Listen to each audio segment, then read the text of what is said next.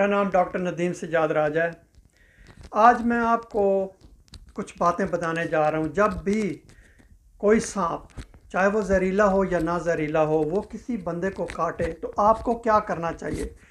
इसमें मैं ख़ास तौर पर आपको, क्योंकि जो फिल्मों में हम देखते हैं या जिस तरह की कहानियाँ बनी हुई हैं उससे हट के मैं आपको हकीकत बताने जा रहा हूँ कि आपको क्या करना चाहिए और क्या नहीं करना चाहिए। अब आप सोचते होंगे कि मुझे ये ख्याल कैसे आया कि मैं सांप के काटने के बारे में बात करूं। मैं रावलपिंडी जनरल हॉस्पिटल में काम करता था, इमरजेंसी में मेरी ड्यूटी थी। तो एक 5 बच्चों की मां को लाया गया, उसको सांप ने काटा था। मैं आपको बताऊंगा कि किस किस्म के सांप होते हैं और कौन सी अलामात होती हैं। तो उसमें उसका जिस्म सुन्न होना शुरू हो गया था। सांप ने काटा था पाँव पे, तो वो जो जिस्म सुन्न होना शुरू हो गया था तो वो ऊपर ऊपर बढ़ रहा था। और उसका जो खामन था वो हमें इजाज़त नहीं दे रहा था कि हम उसका इलाज करें। हमने उसकी बड़ी जो है वो उसको कायल करने की कोशिश की, लेकिन वो ये कहता था कि नहीं, मैं इसको फ़लाँ मज़ार के ऊपर लेके जाऊंगा, मैं पीर साहब के पास लेके जाऊंगा तो वो ठीक हो जाएगी। हमने उसे कहा कि बेशक लेके जाओ, लेकिन इसका इलाज बड़ा ज़रूरी है, और वो ख़ास तौर पर अंग्रेज़ी दवाइयों से। आप बेशक पीर साहब के पास लेके जाएं, मज़ार के ऊपर लेके जाएं, लेकिन इलाज ज़रूर करवाएं। तो आएँ, अगर आपने मेरा यूट्यूब चैनल अभी तक सब्सक्राइब नहीं किया तो उसको सब्सक्राइब करें और घंटी के बटन को दबाएं ताकि मेरी हर नए आने वाली वीडियो आप तक पहुंचती रहे।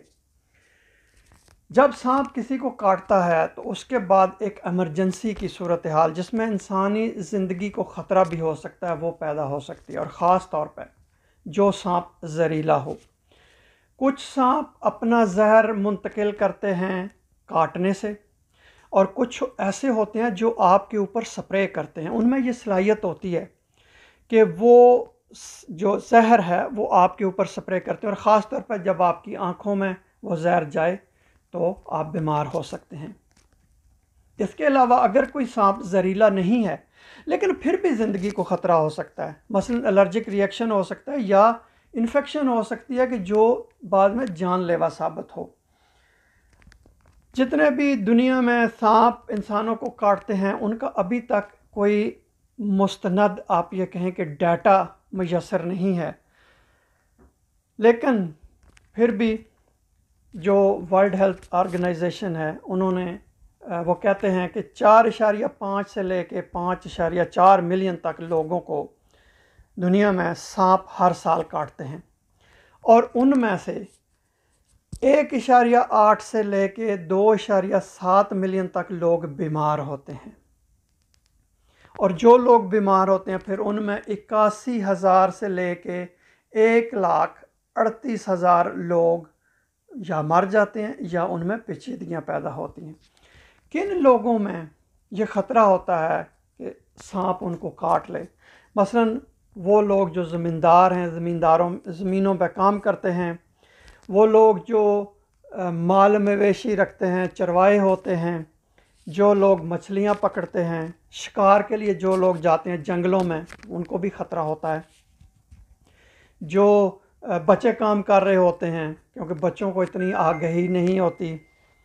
इसके अलावा जो लोग गरीब इलाकों में रहते हैं जहाँ उनकी तालीम भी इतनी ज़्यादा नहीं होती और सेहत के बारे में भी उनको इतना शऊर नहीं होता। फिर इसके बाद जो नौजवान लोग होते हैं और बच्चे होते हैं उनमें मरने के ज़्यादा इम्कानात होते हैं।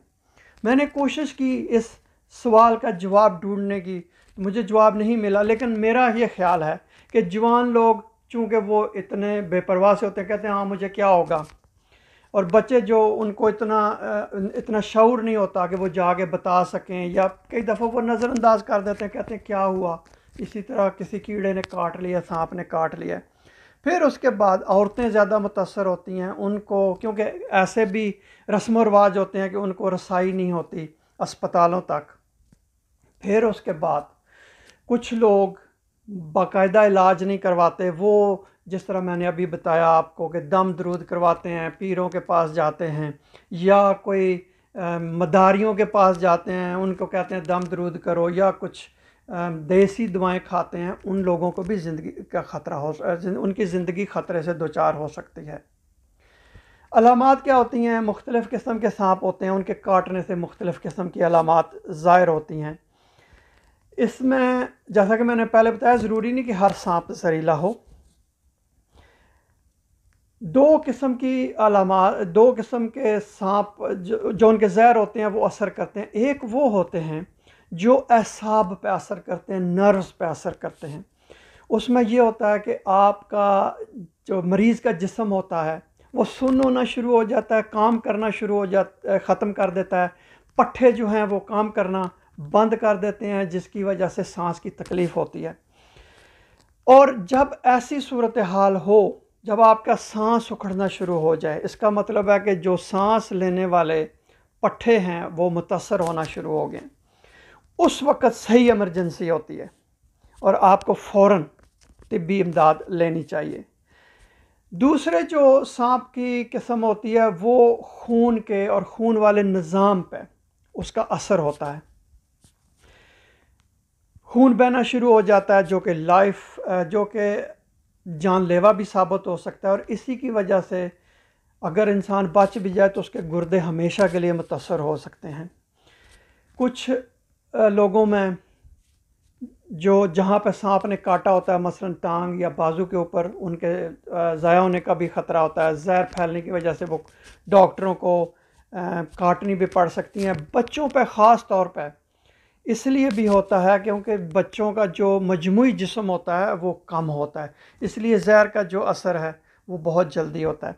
एक बात आप जहन में रखें कि जो सांप जब काट ले तो ये इंसान को बचाया जा सकता है, तो आप इसी तरह कर सकते हैं कि फ़ौरन उसको इलाज के लिए लेके जाएं और जो जहर का तरियाक का टीका है उसको लगवाया जाए। जहर का तरियाक का टीका बहुत ज़बरदस्त इलाज है, लोगों में आगाही होनी चाहिए। और जब सांप काट ले तो उसके बाद आपको क्या करना चाहिए? उस आदमी को फ़ौरन ख़तरे वाली जगह से दूसरी जगह लेके जाना चाहिए, और जहाँ सांप ने काटा है उस जगह अगर कोई टाइट चीज़ बांधी हो तो उसको हटा देना चाहिए। जो मरीज़ है उसको यकीन दहानी कराएं कि वो ठीक है, कोई मसला नहीं, वो ठीक रहेगा, इलाज है, उसको फ़ौरन अस्पताल लेके जाया जाए और उसको चलने फिरने से मना कर दिया जाए, उसको कहे कि वो आराम करे और अस्पताल फ़ौरन पहुंचाया जाए। कोशिश करें कि अगर खून बह रहा है तो उसको वहाँ से ऊपर से दबाने की कोशिश करें ताकि खून बंद हो जाए। एक बात ख़ास ख्याल रखें, जिस तरह मैंने आपको पहले कहा, आप पीरों के पास ज़रूर लेके जाएं, लेकिन इलाज बहुत ज़रूरी है। पहले इलाज करवाएं, मदारियों से दम दरूद करवाएं, लेकिन पहले इलाज करवाएं। उसके बाद देसी दवाएं बेशक खाएं, लेकिन पहले इलाज करवाएं और अस्पताल में इलाज करवाएं। ये बहुत ज़रूरी है। जहर के तरियाक जो है ना वो लगना, वो एंटी स्नेक वीनम बहुत ज़रूरी है।